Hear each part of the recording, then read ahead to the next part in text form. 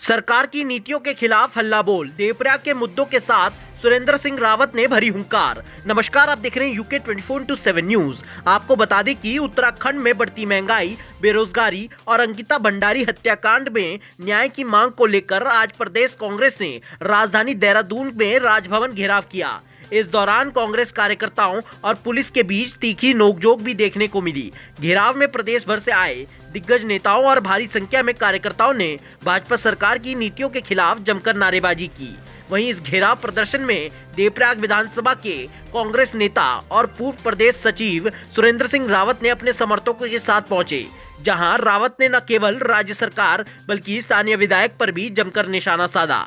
सुरेंद्र सिंह रावत ने देवप्रयाग के भाजपा विधायक विनोद कंडारी को आड़े हाथों लेते हुए कहा कि क्षेत्र में विकास कार्य ठप है और जनता मूलभूत सुविधाओं के लिए तरस रही है। उन्होंने आरोप लगाया कि सरकार और स्थानीय जनप्रतिनिधि देवप्रयाग की जनता की समस्याओं को अनसुना कर रहे हैं। वहीं रावत ने स्पष्ट किया है कि जब तक अंकिता भंडारी को न्याय नहीं मिलेगा और देवप्रयाग की जनता के साथ हो रहे सौतेले व्यवहार बंद नहीं होता, तब तक कांग्रेस का यह संघर्ष सड़कों पर जारी रहेगा।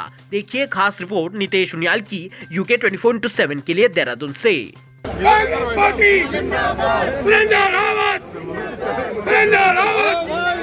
नमस्कार, स्वागत है आपका यूके 24/7 न्यूज में। मैं आपके साथ नितेश उनियाल बात करेंगे लगातार उत्तराखंड की हर समस्याओं को लेकर, जिस प्रकार से शिक्षा, स्वास्थ्य, रोजगार और कानून व्यवस्था की बदहाली को लेकर जो है वो लगातार कांग्रेस विरोध प्रदर्शन कर रही है। और आज इस महारैली के माध्यम से कांग्रेस ने जो है वो मांग रखी है कि प्रदेश को इस प्रकार से जो है वो यहाँ की जनता को न छला जाए। जैसे यहाँ की बेटियां सुरक्षित नहीं है, यहाँ का नौजवान सुरक्षित नहीं है, इस देवभूमि को आखिर बना क्या दिया गया है। तो हमारे साथ जो है वो यहीं पे जो है वो देवप्रयाग से जो है कांग्रेस के रावत जी, क्या कुछ कहना चाहेंगे? आज आप देवप्रयाग से यहाँ पर जो है वो इस महारैली का समर्थन करने के लिए आए, किस प्रकार की मुद्दे हैं, किस प्रकार की समस्याएं हैं, क्या कुछ कहना चाहेंगे? जी, पहले तो आप समाचार चैनल का मैं बहुत बहुत धन्यवाद देना चाहता हूँ।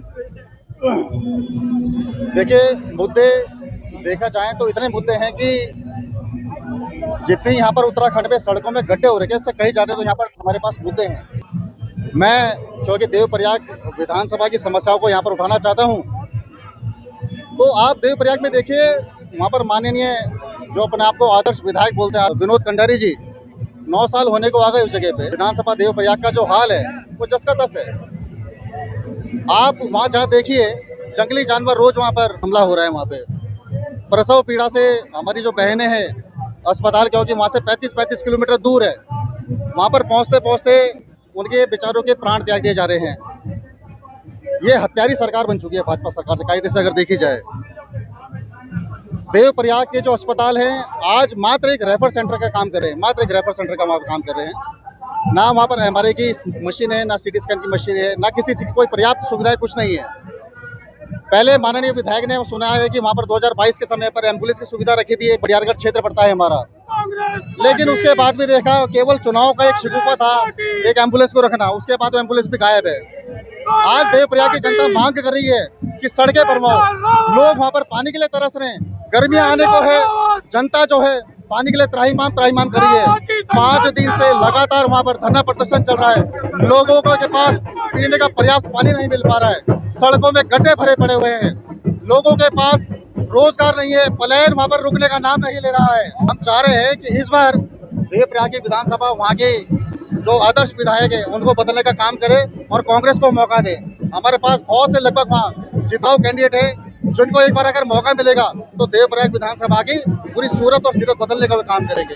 हमने एक चीज और भी देखी कि जब विधायक जी के सामने जो है वो जब वहाँ की महिलाएं पीड़ा लेके जाती हैं बिजली को लेकर, पानी को लेकर, तो भारत माता की जय के नारे लगाए जाते हैं। आपने भी जो है वो देखा होगा, किस प्रकार की पॉलिसी देखते हैं इसको? जी बिल्कुल, हमने देखा है जब वहाँ पर कार्यक्रम होते हैं, हालांकि अच्छी बात है उनका जो कार्यक्रम होता है जय श्री राम के दोस्त के साथ होता है, हम उसकी तारीफ करते हैं, ऐसी बात नहीं है। लेकिन जब वहाँ की हमारी महिलाएं समस्या लेके मंच पर आती है, बोलते हैं विधायक जी कंडारी जी, आपने तो हमें कहा था कि यहाँ पर पानी को हम लबालब भर देंगे, पानी की जो पाइपलाइन है उसको सुचारू कर देंगे, लेकिन जब गांव की महिलाएं इस मुद्दे को उठाती हैं तो विधायक उनकी समस्याओं को सुनने के बजाय वहाँ पर भारत माता की जय के नारे लगा के वहाँ से चलते बनते हैं।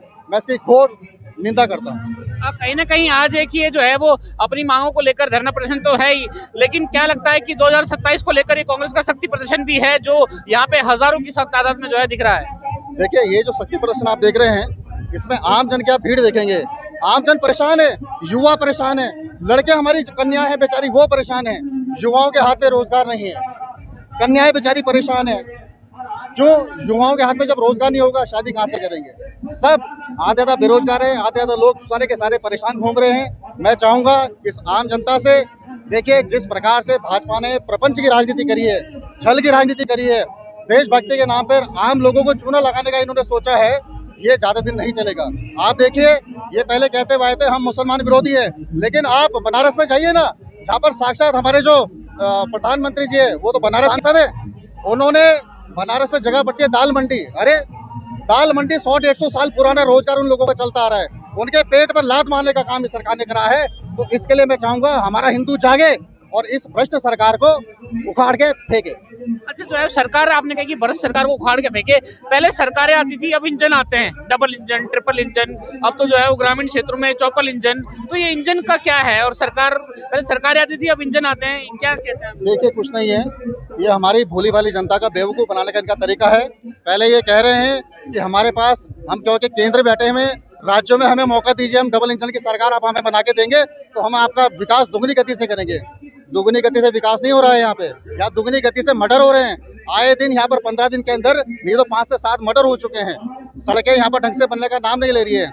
विधायक के पास कुछ कहो तो विधायक बोलते देखिए जी आपने हमें जिताया तो मोदी के नाम पे जिताया है, अगली बार भी आएंगे तो मोदी के नाम पे वोट मिलेगा, हम जीत जाएंगे। तो इस बार ही आम जनता को समझना पड़ेगा कि मोदी जी के नाम पे ज्यादा वोट का हिसाब किताब नहीं चलेगा। जो विधायक क्षेत्र में काम करेगा वो विधायक विधानसभा में जाएगा, जो विधायक काम नहीं करेगा जनता उसे ढंग से सबक सिखा के बाहर बैठाने का काम करेगी।